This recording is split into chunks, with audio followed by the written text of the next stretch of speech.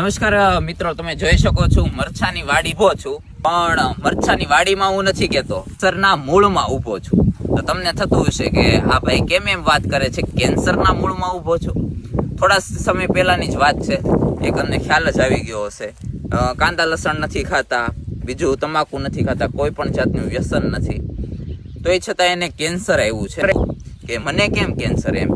તો ડોક્ટરે એવું કીધું કે તમે ચટણી જે ખાવ છો ને ગુટકા કરતાય ભયંકર છે, તમાકુ કરતાય ભયંકર છે. તો કેવી રીતે? આજકાલ મરચી છે ને એ થતી નથી ખેડૂતોને, એટલે બહુ ધોમ પેસ્ટિસાઇડનો યુઝ કરે છે, જેના કારણે મરચામાં એટલું ઝેર આવે છે, એટલું આવે છે ને રાસાયણિક, એના લીધે કેન્સર થાય છે.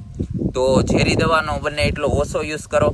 અને મારી પાછળ જે મરચી ઊભી છે ને એ 100% ઓર્ગેનિક અને નેચરલ મરચી છે, એટલે આ તો કેન્સરનું મૂળ ન કહેવાય.